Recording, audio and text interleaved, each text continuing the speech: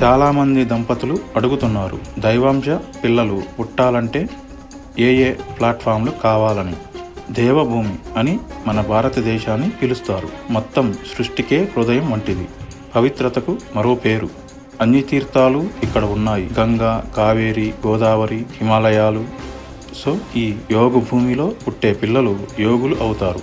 ఇక్కడి వాతావరణం యోగాతోనూ మిళితమై ఉంటుంది. తల్లిదండ్రుల్లో సంస్కారం ఉంటుంది. అనుష్ఠానంతో పిల్లలను పొందాక అంత సాత్విక జీవులే గర్భంలోకి ప్రవేశిస్తారు. మనం కేవలం ఫ్యాన్ రెడీ చేయగలం. కరెంటు పుట్టించేది దేవుడు.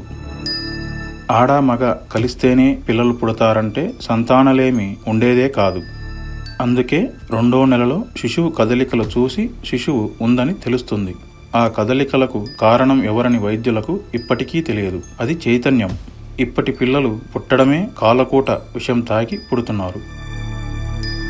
గతంలో దేవాలయాల్లో శుద్ధి చేసేవాళ్ళు. ఇప్పుడు ఆ శుద్ధి లేదు. పెళ్లి అవుతుందంటే షాంపైన్, దాంతో శుద్ధి అవుతారు. తల్లిదండ్రులు ఆడామగ కలుసుకోవాలంటే మందు పార్టీలు. కలుసుకోవడం అయ్యింది, వీర్యం అశుద్ధం అయ్యింది. జపం లేదు, తపం లేదు, సాత్విక ఆహారం లేదు. యాగం చేస్తే దేవతలు వచ్చినట్లు గ్రిల్ చికెన్, దమ్ము, పొగ, మందు, షాంపెయిన్, వాటితో శుద్ధీకరణ. గోమూత్ర శుద్ధీకరణ చేసినట్లు అంతా శుద్ధీకరణ చేసి అమ్మాయి అబ్బాయి కలిస్తే ఎవరు వస్తారు?